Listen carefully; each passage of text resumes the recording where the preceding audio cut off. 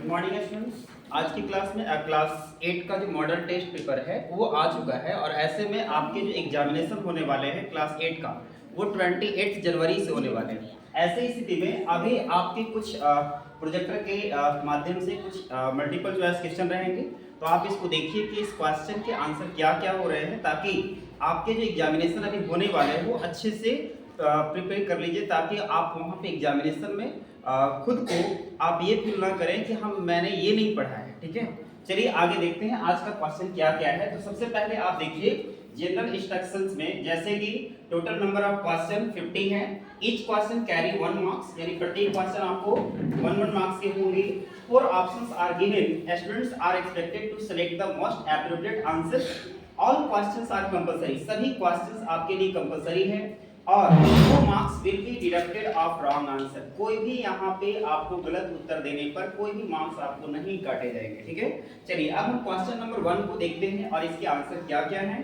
देखिए first question में बोला है of every 2 men sent up to the glacier 1 each.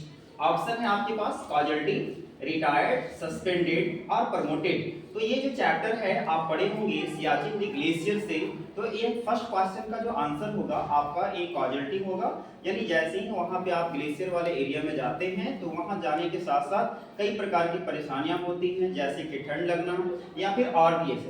तो बताइए आप लोग कि फर्स्ट का आंसर क्या होगा? चलिए अब नेक्स्ट क्वेश्चन की तरफ बढ़ते हैं। क्वेश्चन नंबर 2 है ए बर्ड हैड लेड एग्स ना, यानी एक बर्ड आप देखे होंगे, ये फर्स्ट चैप्टर का है द नाइल फ्रेंड्स जो प्रेमचंद के द्वारा लिखा गया है। इसमें क्वेश्चन पूछा गया है ए बर्ड हैड लेड एग्स, यानी वो बर्ड के माध्यम से जो एग दिए गए थे, वो जो अंडे थे वो कहाँ पे थे। ऑप्शन है below the cornice in Keshav house, second है on the roof of Keshav house, in the garden, और लास्ट है above the cornice of Keshav house. तो आपको पता होगा ये जो चैप्टर है जिसमें कि 2 लोग हैं श्यामा और केशव, और उसमें अक्सर आप देखे होंगे कि कॉर्नी के ऊपर यानी छज्जे के ऊपर रखे हुए थे। तो इसका जो ऑप्शन होगा वो कौन सा ऑप्शन है? वेरी गुड, यानी लास्ट में है above the cornice of Keshav house. Next question की तरफ बढ़ते हैं। व्हाट डिड काली डिसलाइक, ये जो चैप्टर है वो आपको पता होगा Kali and the rat snake chapter से है, जिसमें कि काली जो है वो एरुला ट्राइब से बिलोंग करता है। लेकिन काली का यहाँ पे सबसे बड़ी इंपॉर्टेंट क्या है कि उन्होंने स्कूल से डिसलाइक करता था, क्योंकि आपको स्कूल तभी इंपॉर्टेंट लगेंगे या तो टीचर अच्छे होंगे, या तो फिर स्कूल का जो माहौल होगा, एनवायरनमेंट होगा वो अच्छे होंगे, या फिर आपके फ्रेंड अच्छे होंगे। लेकिन काली का क्या कोई फ्रेंड थे? नहीं। अब यहाँ पे ऑप्शन देखिएगा, व्हाट डिड काली डिसलाइक, यानी काली को क्या डिसलाइक, कैसे डिसलाइक लग रहे थे, क्या चीज हो रहे थे। पहला ऑप्शन है कैचिंग स्नेक, नहीं, कैचिंग स्नेक तो वो करने का काम करता था अपने फादर के। हाँ, सेकंड है गोइंग टू स्कूल, क्या वो स्कूल जाने में डिसलाइक करता था? प्लेइंग या जंगल। तो आपको ये जो करेक्ट आंसर है वो आपका गोइंग टू स्कूल है, क्योंकि काली हमेशा डिसलाइक करता था स्कूल जाने से, ताकि there are no any friends in the schools and there are no any teachers who like ना, यानी टीचर भी वहां पे लाइक नहीं करते थे। तो ऐसी स्थिति में जब आप देखे होंगे इस चैप्टर में जैसे ही वहां पे स्नेक निकलते हैं तो टीचर या उनके जो भी स्टूडेंट थे वहां पे, यानी जो भी फ्रेंड्स रहे, सभी लोग उनको क्या करने लगे, लाइक करने लगे। नेक्स्ट क्वेश्चन की तरफ बढ़ते हैं। तो आप देखिए क्वेश्चन नंबर 3 का ऑप्शन कौन सा था? Going to school. Very good, यानी option B. Next question, name 2 things that are not frozen in Siachen glacier. तो आपको पता होगा कि यहाँ पे 2 ऐसे थिंग्स, 2 थिंग्स है not frozen in Siachen glacier. कौन सा ऐसा जो है वो कभी भी यहाँ पे फ्रोजन नहीं होता है। पहला है एग्स एंड वाटर, सेकंड है चॉकलेट ऑयल, नेक्स्ट है ऑनियंस कोल्ड ड्रिंक्स, नेक्स्ट है रम और केरोसिन। तो आपको पता होगा कि यहाँ पे ऐसे 2 थिंग्स हैं जो नहीं कभी भी वो ये क्या बोलते हैं बर्फ जैसा जमते नहीं है। तो आपको पता होगा अक्सर वहां के लोगों को जो सोल्जर सिपाही होते हैं उन्हें रम एंड केरोसिन दिया जाता है। ठीक है ना, क्या दिया जाता है? रम एंड केरोसिन। तो क्वेश्चन नंबर 4 का ऑप्शन आपका क्या होगा? बी। नेक्स्ट क्वेश्चन की तरफ बढ़ते हैं। Moving to the next question, question number 5। Name the 2 siblings in the Nile friends. आप बताइए, ये चैप्टर फर्स्ट का है जो प्रेमचंद के द्वारा लिखा गया है। आप बताइए कि क्या इसमें से कौन ऐसे 2 सिबलिंग्स की बात की गई है। अब बताते हैं, यहाँ पे सिबलिंग्स बोला गया है ना, तो जुड़वा भाई बहन हो सकते हैं, या जुड़वा भाई हो सकते हैं, या जुड़वा बहन हो सकते हैं। तो ऐसे में बताइए क्या option Keshav and Shreya, Shyama and Krishna, Keshav and Shyama, तो ये आपका आंसर होगा, क्योंकि आपके करेक्ट ऑप्शन सी है, क्योंकि यहाँ पे सिबलिंग्स फ्रेंड्स की बात किया गया है, सॉरी सिबलिंग्स जो भी हैं यहाँ पे जुड़वा भाई बहन, तो केशव एंड श्यामा। चलिए अब ये भी आपको याद होती चल रहा होगा कि who is the author of the name friends, तो आंसर क्या होगा? Very good. Next moving to the next question, question number 6, Deepa Karmakar is an Indian. अब यहाँ पे ऑप्शन देखेंगे तो ऑप्शन क्या क्या है? फ्रीस्टाइलर्स, रेस्लर, नेक्स्ट है आपका second option artistics, gymnastics, next में है बैडमिंटन प्लेयर, लास्ट है शॉट पुट थ्रोवर। तो आपको पता है कि दीपा कर्माकर जो हैं वो क्या हैं? आर्टिस्टिक्स, जिम्नास्टिक्स ना, ये इंडिया के हैं, तो आपको याद रखना होगा, क्योंकि क्वेश्चन में भी आपको रिपीट किया हुआ है कि Deepa Karmakar is an Indian, तो आंसर क्या होगा? Artistics, gymnastics. नेक्स्ट में पढ़ते हैं व्हिच बाइसिकल वाज स्टोलन। तो ये जो आपका चैप्टर है वो आप देखे होंगे जिसमें कि बाइसिकल को चुरा लिया जाता है, ठीक है ना? क्या ऑप्शन प्रेक्षा, स्नेहा, सिद्धार्था या फिर प्रिया? आपका सेकंड ऑप्शन होगा, कौन सा है? स्नेहा। तो आप यहाँ पे क्वेश्चन देखिए बोला गया है which bicycle was stolen, is stolen हो गया, और आप आंसर भी याद कर लेंगे स्नेहा से, क्योंकि देखिए दो दो ऑप्शन मिल रहे हैं सिद्धार्था और स्नेहा, लेकिन आपको चैप्टर में स्नेहा की बात किया गया है, ठीक है ना? तो इसलिए आपके क्वेश्चन नंबर 7 का कौन सा ऑप्शन होगा? बी। चलिए next moving to the next question, question number 8, what does the poet see on the way from Mysore to Ooty in the poem A Heritage of Trees? ये जो आपके chapter में जो आपके बुक है उसका सबसे लास्ट चैप्टर में एक पोएम है जो क्या है? ए हेरिटेज ऑफ ट्रीज ना। अब ये हेरिटेज ऑफ ट्रीज में जिसमें कि आपको डिस्कस किया जाता है कि जब पोएट जब जाते हैं कभी यात्रा पे, तो मैसूर से ओटी जा रहे थे, ठीक है ना? मैसूर से ओटी जा रहे थे, तो ऐसी स्थिति में आपको पता होगा उन्होंने क्या देखने का प्रयास किया। तो ऑप्शन के अकॉर्डिंग हम लोग समझते हैं a man working in the field, क्या एक व्यक्ति खेतों में काम कर रहा था? नहीं। ए मैन ग्रेजिंग कैटल्स, वो ग्रेजिंग कैटल वो भी नहीं। ए मैन हंटिंग एनिमल्स वो भी नहीं, बल्कि ए मैन कटिंग ट्री। और आपके जो क्वेश्चन है वो सॉरी आपके जो पोएम है ए हेरिटेज ऑफ ट्रीज की बात किया गया है, तो आपके ऑप्शन जो होंगे वो ट्री वाला ही होगा, a man cutting a tree. क्या ऑप्शन कौन से होंगे? डी। आई होप समझ में आ रहा होगा ना? नेक्स्ट क्वेश्चन नंबर 9 की बात करेंगे, information and communication technology should be used. आपको पता होगा कि इंफॉर्मेशन एंड कम्युनिकेशन टेक्नोलॉजी बहुत ही इंपॉर्टेंट है। ये जो आप चैप्टर पढ़े होंगे जो गूगल इन द वर्ल्ड की बात करते हैं, तो उसमें आपको पता होगा रुपेश की चर्चा किया गया है, एक कैरेक्टर रुपेश है, तो उसमें आपको बताया गया है इंफॉर्मेशन एंड कम्युनिकेशन टेक्नोलॉजी, जिसमें कि आपको पता है सूचना और खास करके एक ऐसी टेक्नोलॉजी आ गई जिससे हम लोग बात विचार करते हैं। आज भी आपके घरों में मोबाइल फोन होंगे, टेलीफोन है, ठीक है ना? उसके माध्यम से क्या है ये आने के बाद ऑप्शन बताइए, इरिटेशनली है, जुडिशियली है, केयरलेसली है या एक्सेसिवली है? तो आपके ऑप्शन क्या होंगे? जुडिशियली ना। अब यहाँ पे ये शुड बी यूज्ड, यानी इसको जब भी आप यूज कीजिए तो एक सही डायरेक्शन में आप जब यूज करते हैं तो ये आपके लिए क्या है? इंपॉर्टेंट है। अदरवाइज यहाँ पे भी आप इंफॉर्मेशन टेक्नोलॉजी के माध्यम से भी आप टाइम वेस्ट कर सकते हैं, अपने करियर को खराब कर सकते हैं, लेकिन अगर आप सही तरीके से इसका यूज करें तो आप बिल्कुल सही तरीके से इसमें आप सक्सेस पा सकते हैं। नेक्स्ट है question number 10, what did Malala Yousafzai stand for? Malala Yousafzai जो है वो स्टैंड फॉर यानी उनको जाने जाते हैं किस बातों को लेकर के? ऑप्शन आपके फर्स्ट दिए गए हैं, education for poor people, second option given here education for women, third option education for boy, और लास्ट है एजुकेशन फॉर गर्ल।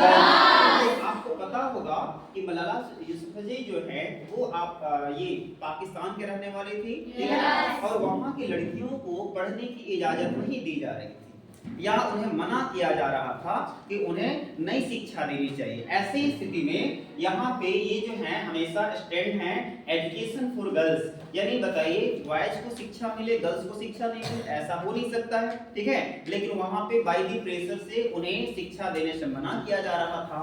ऐसे में इन्होंने उन पे लड़ाई लड़ी, तो कौन से ऑप्शन होंगे? Education for girls.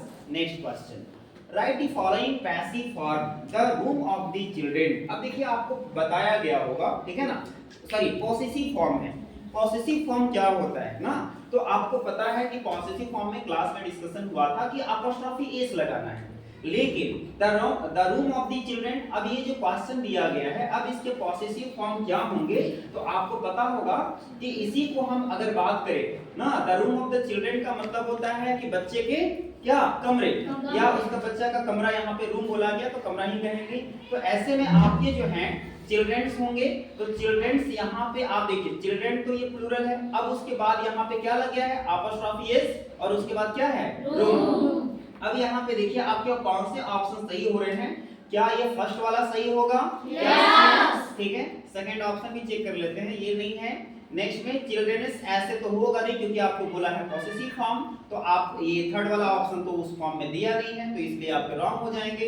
लास्ट में इस same to same question the children room, अब इस तरह से दे दिया है, तो आपके बी और डी ऑप्शन नहीं, बल्कि आपके ऑप्शन कौन से होंगे, नेक्स्ट क्वेश्चन देखिए, ये लिखा हुआ है कलेक्टिव नाउन, आप पढ़े होंगे फर्स्ट चैप्टर में ही आपको कहीं दिया गया है ना, साइड में आप देखिएगा ग्रामर वाले उसमें। तो ऐसे में देखिए क्वेश्चन क्या है, a dot dot office letter broad pack या स्कूल। जब भी फीस की बात करते हैं मछलियां, तो हमेशा आप देखेंगे स्कूल, स्कूल का मतलब यहाँ पे हम कह सकते हैं झुंड में या फिर उसके ग्रुप में, तो ये क्या होगा, a school of fish. Question number 12 का ऑप्शन क्या होगा, चलिए नेक्स्ट क्वेश्चन की तरफ बढ़ते हैं। क्वेश्चन नंबर 13 है, the past tense of my mother draws water from the well. अब यहाँ पे पास्ट टेंस आपको बताना है। अब ये देखिए आपका ये जो दिया है वो आपका प्रेजेंट टेंस में है, अब आपके पास्ट टेंस में कौन कौन होते हैं, तो आपको जब भी टेंस बताया गया था, नहीं तो अगले क्लास में आपको टेंस के सारे फॉर्मेट बता दिए जाएंगे, कौन कौन से उसके स्ट्रक्चर हैं, ठीक है। तो देखिए अब हम बात करेंगे यहाँ पे, समझिए क्वेश्चन के अकॉर्डिंग। ये देखिए हैज लगा है, ये तो प्रेजेंट में है, हैज लगा है, हैज बीन है, ये प्रेजेंट परफेक्ट कंटीन्यूअस है, और ये प्रेजेंट परफेक्ट है। अच्छा अब बात करेंगे आपके ये फर्स्ट वाले ऑप्शन पे, ठीक ना, तो इज ड्राइंग, ये जो आपका जो है वो प्रेजेंट कंटीन्यूअस है, तो ये फर्स्ट ऑप्शन आपका प्रेजेंट कंटीन्यूअस टेंस हो गया। थर्ड ऑप्शन आपका प्रेजेंट परफेक्ट टेंस है, फोर्थ में प्रेजेंट परफेक्ट कंटीन्यूअस टेंस है। तो आपके जो ऑप्शन है वो सेकंड, वो आपकी कौन से ऑप्शन के अकॉर्डिंग जा रहा है, पास्ट, यानी simple past. My mother Drew water from the well, इसलिए आपकी क्वेश्चन नंबर 13 का कौन सा आंसर होगा, वेरी गुड। नेक्स्ट की हम बात करेंगे क्वेश्चन नंबर 14, जिसमें कि choose the grammatically correct sentence. यहाँ पे आपको बताना है कि ग्रामेटिकली करेक्ट क्या है, जिसमें कि आपके फर्स्ट ऑप्शन है I bash you if you will tell ma, next है I bash you if you tell ma, next में है I will bash you if you will tell ma, और लास्ट ऑप्शन है आपके पास I will bash you if you tell me। अब ऐसी स्थिति में क्वेश्चन नंबर 14 का पूछा है ग्रामेटिकली करेक्ट क्या है। सेंटेंस तो सभी लिखे हुए हैं, लेकिन कौन सा सेंटेंस सही है, तो आपको पता होगा कि यहाँ पे देखिएगा I के साथ यहाँ will लगा है, क्या लगा है, आई के साथ विल, क्योंकि यहाँ पे आपके कुछ ऐसे हैं जो ओमिशन किए गए हैं, हटा दिए गए हैं, लेकिन इसका मीनिंग आप समझिएगा, I will bash you if you tell ma, यानी आपके जो यहाँ पे 14 का है कौन सा होगा, ऑप्शन डी। नेक्स्ट क्वेश्चन की तरफ बढ़ेंगे। क्वेश्चन नंबर 15 में है continuous as the stars that shine.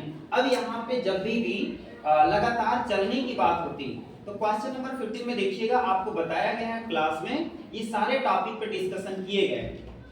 First जो ऑप्शन है वो पर्सोनिफिकेशन है, सेकंड आपका पन, थर्ड आपका सिमिली, और लास्ट है मेटाफर। तो जब भी आपको ये क्लास में बताया गया था कि अलंकार, ये जो आपके हैं फिगर ऑफ स्पीच से दिए गए हैं, किससे दिया गया है, फिगर ऑफ स्पीच। तो जब भी कोई सेंटेंस जब लिखते हैं उसमें एज क्या रहता है, एज, और दूसरा लाइक। तो जब भी आपके क्वेश्चन में एज और लाइक रहेंगे, तो ऐसे में आपके होते हैं सिमिली, और सिमिली ये एक फिगर ऑफ स्पीच है। फिगर ऑफ स्पीच क्या होता है या सिमिली क्या है, तो simile is the figure of speech that we used in the sentence as or like, जिसमें हम लोग यूज करते हैं या आपके पोएम में दिया रहेगा एज और लाइक में। अब देखिए यहाँ पे continuous as stars that shine, ऐसे लगातार वो क्या कर रहे हैं, चमक रहे हैं जैसे कि तारे होते हैं। समझ गए? तो यहाँ पे क्या यूज हुआ है? एज। अगर यहाँ पे एज ना हो करके अगर लाइक भी यूज होता तो कौन सा ऑप्शन होता? सी। यानी एज और लाइक यूज किसमें होता है? सिमिली में होता है। समझ में आ रही है? Next question, question number 16, choose the sentence which is in present perfect continuous tense. अब बहुत इंपॉर्टेंट क्वेश्चन है और ये आपको कई बार क्लास में करवाया गया है। तो प्रेजेंट परफेक्ट कंटीन्यूअस टेंस जैसे ही है तो सबसे पहले देखना होगा हैज है या नहीं है? है। हैज के साथ क्या लगेगा? बीन। बीन के बाद बीन, उसके बाद ऑब्जेक्ट फॉर या सिंस प्लस टाइम एक्सप्रेशन रहेंगे। तो शायद ये जो आपके फर्स्ट ऑप्शन है वो बिल्कुल इसी टॉप ये बन जा रहे हैं, जैसे कि सब्जेक्ट हैज, उसके बाद बीन, ठीक है ना, उसके बाद लिविंग भी है हियर फॉर 5 इयर्स। अच्छा, उसके साथ second option C has lived, ये प्रेजेंट परफेक्ट में चला गया तो ये ऑप्शन होंगे नहीं। फिर आपके ये जो थर्ड है सी हैड बीन, ये तो पास्ट परफेक्ट में चला गया। और लास्ट आपका है सी इज लिविंग हियर। तो ऐसी स्थिति में यहाँ पे देखिए कि आपके जो फर्स्ट ऑप्शन है वही आपके करेक्ट होंगे ना। कौन सा ऑप्शन सही होगा? ए ना। नेक्स्ट क्वेश्चन नंबर 17 की तरफ बढ़ेंगे। The correct punctuation of how nice of you to visit me। अब ये आपके क्वेश्चन दिए हैं और ये जो चैप्टर जो है आपके ग्रामर के पंक्चुएशन से जिसको चिन्ह कहा जाता है, ठीक है ना। तो आपको बताना है कि कौन से ये जो सेंटेंस आपके दिए गए हैं ये सेंटेंस को आपको शुद्ध करके लिखना है। यानी कहाँ पे आपके कैपिटल लेटर यूज होंगे, कहाँ फुल स्टॉप, किस प्रकार से सेंटेंस है और सेंटेंस के अकॉर्डिंग क्या वहां एक्सक्लेमेशन मार्क्स लगेगा, क्या वहां पे इंट्रोगेशन मार्क्स लगेगा, इस प्रकार से। चलिए हम लोग यहाँ पे देखते हैं, देखने का प्रयास करते हैं। तो आपको बताया गया है कि when you start of any sentence then we use in capital letter. First में क्या यूज करते हैं? Capital letter. तो बताइए हाउ का जो यूज होगा वो एच क्या कैपिटल में होगा? होगा। लेकिन बताइए क्या सेकंड ऑप्शन होगा? नहीं, क्योंकि ये फर्स्ट में क्या यूज किया है? स्मॉल। चलिए सेकंड ऑप्शन को आप बिल्कुल डिलीट कर दीजिए, उसे आप ध्यान ही मत दीजिए। अब हम बात करेंगे ए, सी और डी पे। तो अब बताइए यहाँ पे कौन से ऑप्शन सही होने चाहिए? तो हाउ तो रहेगा ही, हाउ के बाद देखिए नाइस भी है ना, उसके बाद क्या है? ऑफ, तो ऑफ भी है यहाँ पे, यू भी है, टू विजिट। अब उसके बाद देखिएगा विजिट मी है, विजिट मी और यहाँ विजिट मी है। अब ऐसे स्थिति में आपको पता होगा कि जब भी हाउ नाइस, अब हाउ के साथ नाइस यूज किया है, ठीक है। तो यहाँ पे आपको पता होगा ये जो सेंटेंस आपके थर्ड वाले हैं ऑप्शन वो बिल्कुल करेक्ट की तरफ जा रहे हैं, क्योंकि जब भी क्वेश्चन पूछा जा रहा है या उसको यहाँ पे सेंटेंस के अकॉर्डिंग हाउ नाइस और अच्छे की बात कर रहे हैं, तो हमेशा आप पढ़े होंगे एक्सक्लेमेटरी सेंटेंस में कि हमेशा हर्ष उल्लास की बात करते हैं या दुख यानी सौरव की बात करते हैं, तो दोनों चीजों को जो मिला जुला होता है वो आपके एक्सक्लेमेशन सेंटेंस में ही होते हैं। तो ऐसी स्थिति में एक्सक्लेमेटरी सेंटेंस का यहाँ पे हमें चिन्ह का भी यूज करना होगा, तो इसलिए आपके सराउंडिंग का ऑप्शन कौन से होंगे? C. Next question, question number 18, hurry dot dot before the two words dot dot up. अब यहाँ पे देखिए आपके क्वेश्चन में यहाँ पे भरना है, फिलर है, तो बताइए hurry dot dot before the two words ना। अब यहाँ पे बिफोर आ गया है, before the two words dot dot up. अब जब भी बिफोर का यूज होगा तो आपको पता है कि प्रेजेंट परफेक्ट टेंस जब पढ़ा रहे थे, पास्ट परफेक्ट टेंस पढ़ा रहे थे, तो उसमें दो टॉपिक, दो स्ट्रक्चर बताए थे, ठीक है। कौन सा? तो आपको बताए थे कि पास्ट परफेक्ट टेंस रहेंगे तो उसके साथ बिफोर, उसके बाद सिंपल पास्ट, फिर सिंपल पास्ट, फिर आफ्टर, फिर आपको क्या क्या पास्ट परफेक्ट। तो इस प्रकार से वो स्ट्रक्चर है। जैसे अगर आपको हिंदी में इसको थोड़ा सा समझाएं तो आपको पता होगा कि डॉक्टर के आने के पहले रोगी मर चुका था, ठीक है। तो उसी टॉपिक पे यहाँ भी है हरी। अब बताइए जब हरी के साथ ये जब सब्जेक्ट हो गया तो उसके बाद हम हेल्पिंग वर्ब लेंगे। तो हेल्पिंग वर्ब में आप देखिए हैड का इस्तेमाल करेंगे क्योंकि हमें पास्ट परफेक्ट टेंस देखना है। तो हैड इसके साथ भी है, हैड इसके साथ भी है, रिटेन भी है, रिटेन भी है। तो ये आपके सेकंड ये जो ऑप्शन है ये और ये यहाँ तक भी बढ़ रहा है। अब ये दोनों ऑप्शन हो सकते हैं क्या? नहीं। अब देखिए ये जब यहाँ से लेकर के यहाँ तक जब पास्ट परफेक्ट टेंस है तो आगे आने वाला जो सेंटेंस होता है वो सिंपल पास्ट होता है। कौन सा होता है? Simple past. तो ऐसे स्थिति में यहाँ पे जो आंसर होगा वो हैड रिटेन वॉक होगा, क्योंकि यहाँ पे उठने का जो पास्ट है यानी वो सिंपल पास्ट मिलेगा, इसलिए आपके ऑप्शन कौन से होंगे? बी। क्वेश्चन नंबर 9 देखिए, sorry 19, punish the thief said the king. अब यहाँ पे ये जो आपके हैं, अब सेड द किंग, राजा ने कहा कि चोर को पनिश करना है ना, या पनिश करो, यानी उसे क्या करो, उसे कहीं ना कहीं पनिशमेंट देने की बात है। अब यहाँ से आपके क्वेश्चन जो हैं वो पूछे गए हैं, what would be the indirect speech of the एवं डायरेक्ट स्पीच, यानी आपसे क्वेश्चन पूछा है कि इसके इनडायरेक्ट स्पीच क्या होंगे। आपके डायरेक्ट स्पीच दिए हैं और उसके इनडायरेक्ट, यानी ये जो क्वेश्चन है वो नरेशन से है ना। चलिए अब हम इसको बात करेंगे क्वेश्चन नंबर 19 में कौन कौन से इसके ऑप्शन हैं।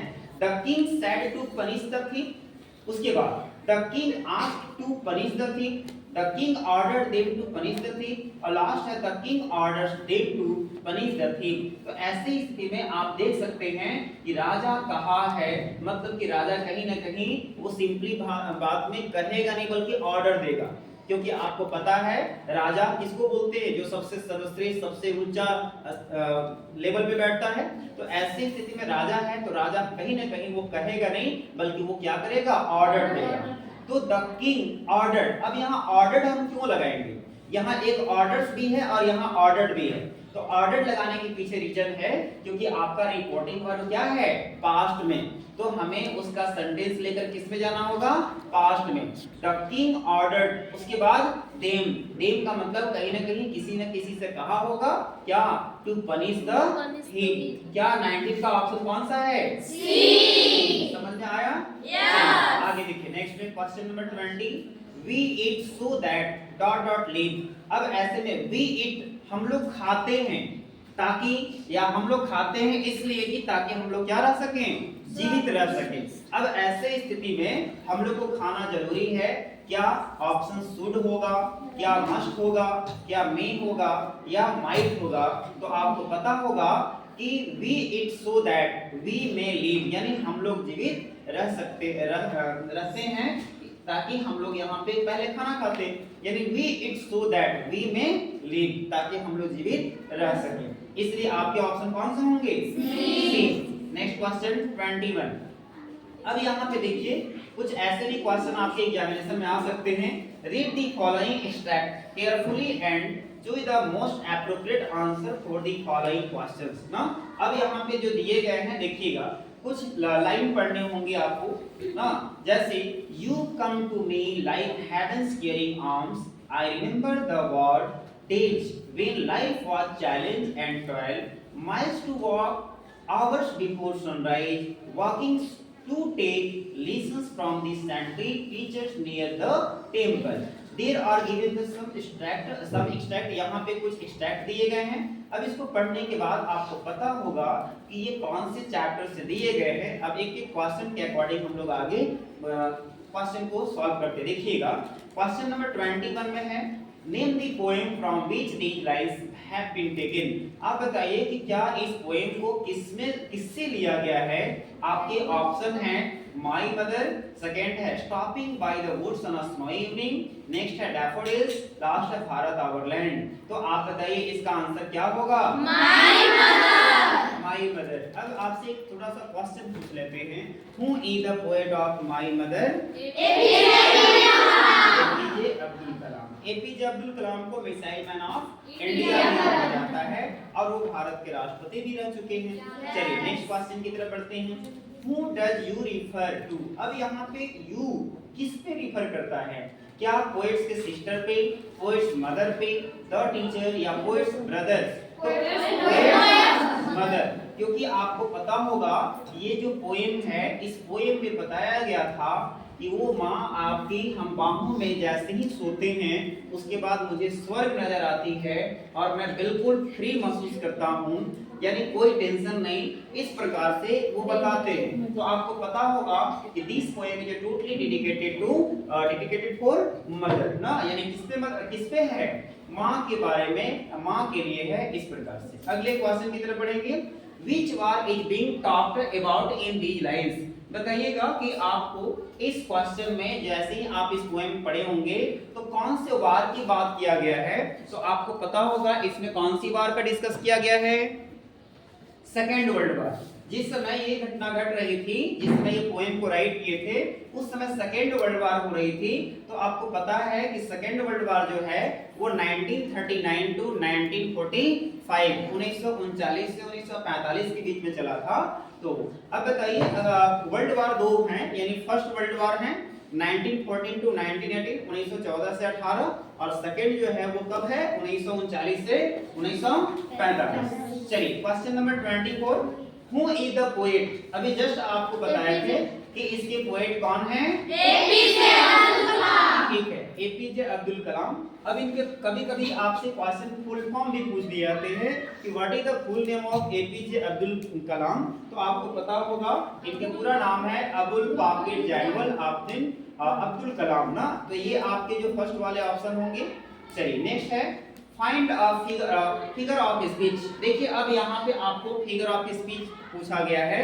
तो फिगर ऑफ स्पीच में जैसे कि अभी जस्ट हम डिस्क्राइब किए थे पिछले क्वेश्चन में, जैसे कि आपको पर्सोनिफिकेशन था, पन था, सिमिली था और मेटाफर था।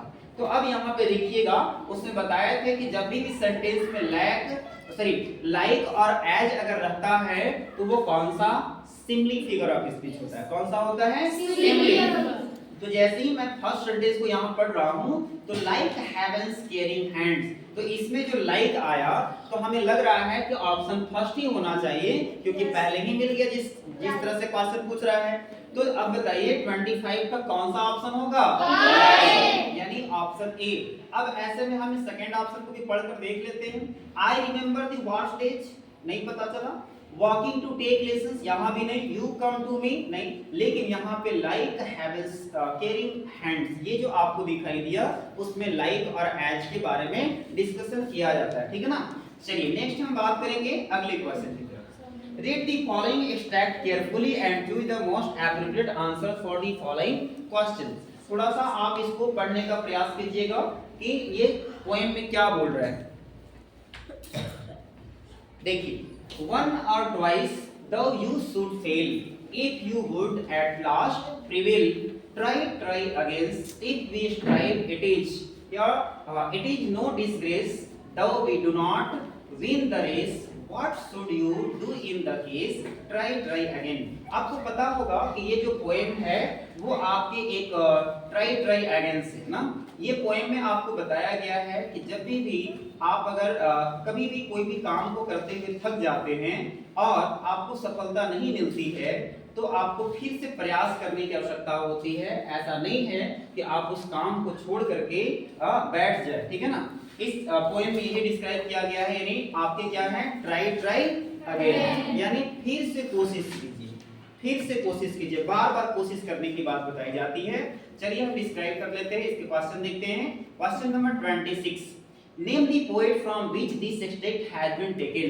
चलिए बताइए कौन सा, थॉमस एक्सपार्मर। हां, अब यहाँ पे ऑप्शन है, फर्स्ट ऑप्शन थॉमस एक्सपार्मर, सेकंड है नील लैविस, लास्ट है थर्ड है डेविड हॉर्सबर्ग और लास्ट है रस्किन बॉन्ड। तो आपको बताया गया है कि ऑप्शन फर्स्ट जो है वो आपकी क्लास में करवाया गया है और आप तो पोएम पढ़े हैं, तो इसके जो ऑप्शन है वो कौन से हैं, फर्स्ट। नेक्स्ट क्वेश्चन की तरफ बढ़ते हैं। Question number 27, write two rhyming words from the above stanza. बताइए ऊपर जो दिए गए हैं उसके राइमिंग वर्ड्स क्या हैं। तो मैं थोड़ा सा फिर से आपको लेकर चलता हूं कि राइमिंग वर्ड्स या राइमिंग क्या होते हैं। तो जैसे देखिएगा कि जब भी पोएम का जब लाइन पढ़ते हैं तो उसके लास्ट वर्ड को हम लोग थोड़ा देखते हैं। अब यहाँ देखिएगा लास्ट वर्ड में लिखा हुआ फेल, सेकंड है प्रिवेल, नेक्स्ट है अगेन, फिर देखिए डिस्ग्रेस, रेस, केस, अगेन। तो अब आप देखिए आपके ऑप्शन में क्या दिए गए हैं।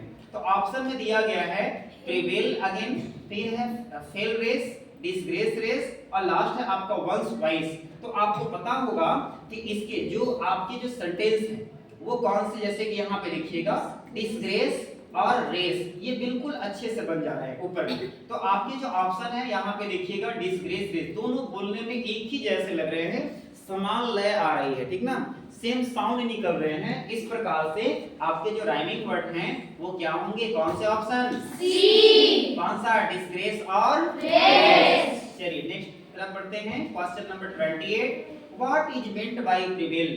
प्रिवेल का मीनिंग यहाँ पे क्या होता है? तो आपको पता होगा कि इसके जो मीनिंग होते हैं वो होता है जीतना। क्या प्रसिस्ट है, डिफीट है, अटेम्प्ट है या विन है?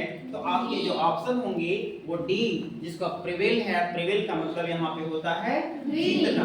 क्या होता है? जीतना। विन का मतलब जीतना। आगे नेक्स्ट क्वेश्चन की तरफ बढ़ते हैं। What is not disgrace according to the poet? अब बताइए कि क्या not disgrace according to the poet, poet के माध्यम से यहाँ कोई disgrace नहीं है, नहीं होता है। तो आपको पता है वो क्या है? लॉसिंग, विनिंग, प्रिवेलिंग या अपीलिंग। तो ये जो ऑप्शन होंगे ये आपके फर्स्ट में होगा लॉसिंग। अगर आप बार बार मेहनत करेंगे तो ऐसा नहीं है कि हर समय आपके लॉसिंग होंगे, आप कभी ना कभी सफलता जरूर प्राप्त करेंगे। समझ में आ रही है? Yes. क्वेश्चन नंबर 30 की तरफ बढ़ते हैं। What should we do if we want to win the race? अब बताइए कि what should we do if we want to win the race? क्या करने से होगा?